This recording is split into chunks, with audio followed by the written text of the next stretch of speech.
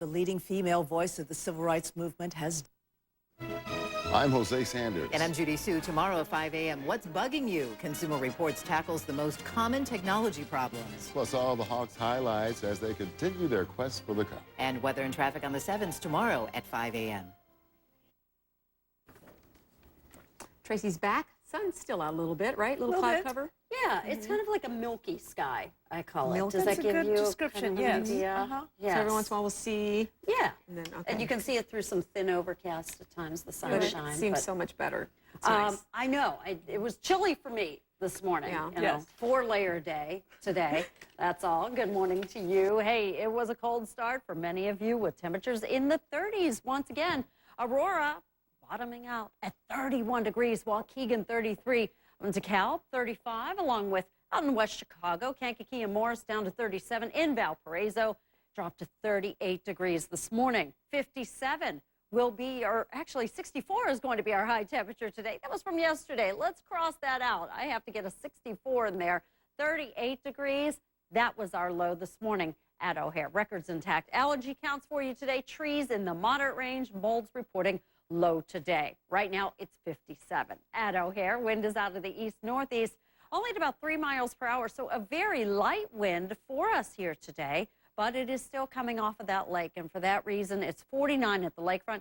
It is 60 in Valparaiso, 57 Romeoville, 57 O'Hare, 57 out in LaSalle, 56 degrees right now in Woodstock. Temperatures like Madison at 57, Peoria 61, 62 degrees right now in Champaign. Again, that thin overcast, kind of a milky sky at times, but certainly not enough to totally obstruct the view of the sunshine. Meanwhile, in the southeast, scattered rain there.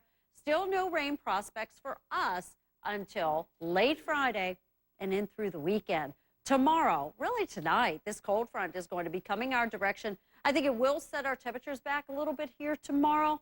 Not all that much, but you'll definitely notice just a little bit of a difference here tomorrow. People want to go green. That is living in a way that is more helpful to our environment. Now, the last time Travel Zoo's Gabe Saglia was here, we started talking about whether it was possible to go on vacation and go green at the same time. Gabe said, sure.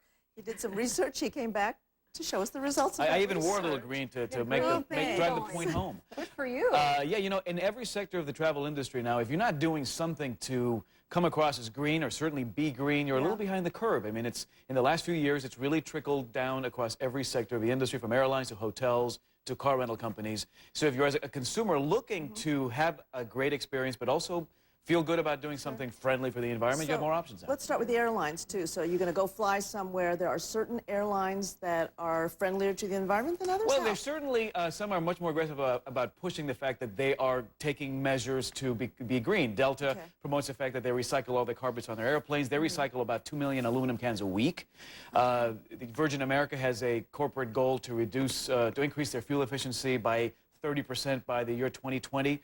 United donates all its computer equipment to Computers for Schools programs across the country. So in one way or another, pretty much every major airline is doing something to recycle, reuse, and allow their travelers to join in that effort in some way.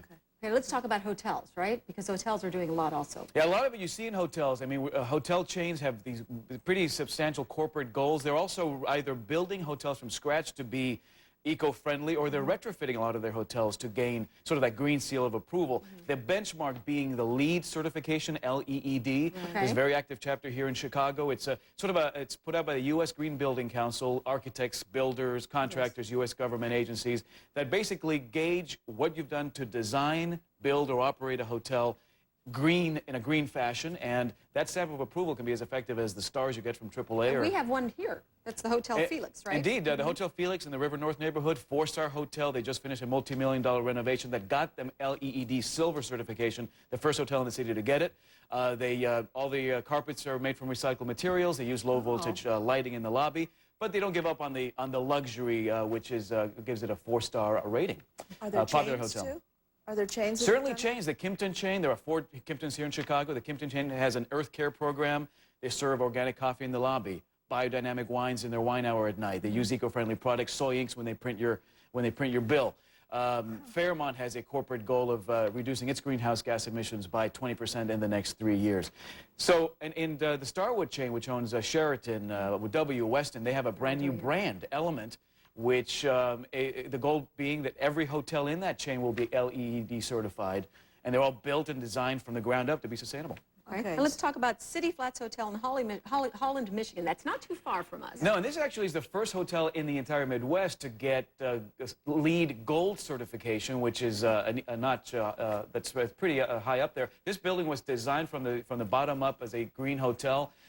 Most of the resources to build it were locally sourced. It's also in a very green part of the state. You're next to Lake Michigan, beachfront parks, 50 miles of hiking trails, 15 golf courses. So that, for a lot of people, is a green way to travel as well, having these outdoor sort of natural options.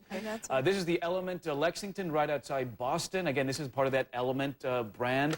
With the first hotel in the entire Starwood chain to get LEED Gold certification. Again, all the carpets from recycled materials, and hybrid cars get priority parking. This is the Hotel Terra in Jackson Hole, Wyoming. Jackson Hole, very expensive in winter. In spring and summer can be very affordable. This is a 4-diamond luxury hotel down to $95 a night, by the way, over the next several months. So not a bad deal. They have a great rooftop spa, infinity pool, but again, LEED certified, where most of the material that was used to construct the hotel was, in fact, recycled. And finally, this is the Orchard Garden in San Francisco. Lots of LEED certification in San Francisco, but this was designed from the bottom up in the first state in California to get LEED certification for a brand new construction. You're right around the corner from Union Square. There's a great location, upscale, but again, very green. Oh, good. You did great research. Thanks very much. Yeah. Met on a race before.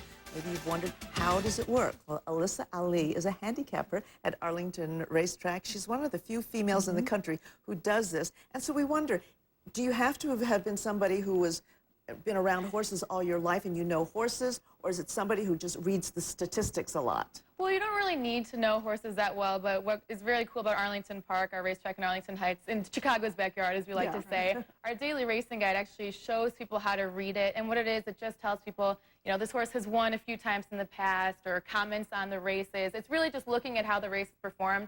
And what's very cool about Arlington Park, the paddock is where the horses go around and get saddled before they go to the racetrack.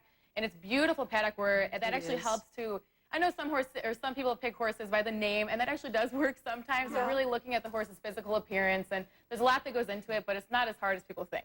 Okay, so let's talk about what is handicapping and how does it work? Handicapping is pretty much the art of the odds of picking a horse who might win the race and actually being able to profit with picking the horse that wins the race. That's the hard part, really. So looking at, like I said, how the horse has been doing, observing them in the paddock, just looking at a lot of stuff, watching replays. That's the art of handicapping, if you will.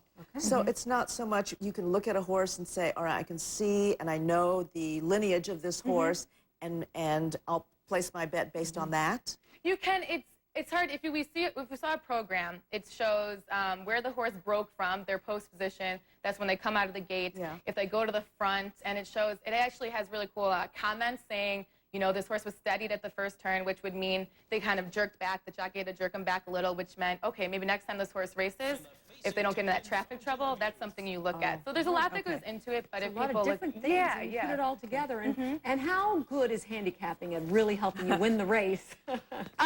You know, it's a lucky sport. You know, if you're lucky, you might, you know, like I said, pick the number of your birthday, you can win. But if you really do study, it does pay off, and people can make some pretty good money going out to the track. Okay. Now, you want to handicap horses for the Kentucky Derby, right? Yeah. Okay, so we're going to look at some. There's a favorite called Escandrea? Yes. Yeah. Escandrea is actually probably going to be the 3-to-1 morning line favorite in the Kentucky Derby. I had the opportunity to watch this horse at Gulfstream Park in Florida, won its allowance race, and this is actually the Fountain of Youth race at Gulfstream Park. Won very easily. He goes up to the front. He's just an amazing horse. I fed him a carrot, so we're hoping if I don't give him bad luck that he's going to be, you know, a 3-to-1 morning line favorite in the Kentucky Derby, and he's definitely a very, very good horse. Or Lady Luck. Okay, number 2, Looking at Lucky. Yes, Looking at Lucky is a horse that you might want to pick based on the name, just because it's lucky. But this is a Santa Anita Derby in California, and this horse actually had a lot of trouble in this race. That's what I was talking about before. Actually went into the rail a little bit, got checked around. So actually placed 3rd in this race, but that's going to be another favorite in the Kentucky Derby if it has a clean trip. If, right. Yes. If it does, okay. Finally, there's Icebox. Yes, Icebox won the Florida Derby at Gulfstream Park as well in a photo finish. I think that horse was at odds of 15-1, which would pay very big if you actually had that horse in that race. A photo finish. Nick Zito, the trainer, really likes this horse in the Kentucky Derby. So if people understood that and they would bet something like that, they might not bet on it to win, right? Right, and you have the show bet, which I know a lot of people like to do. That means they can get first, second, or third. That's always a safe bet, and it usually pays. So there's a lot of ways you can go around betting minimally but making big money. Tracy's here, and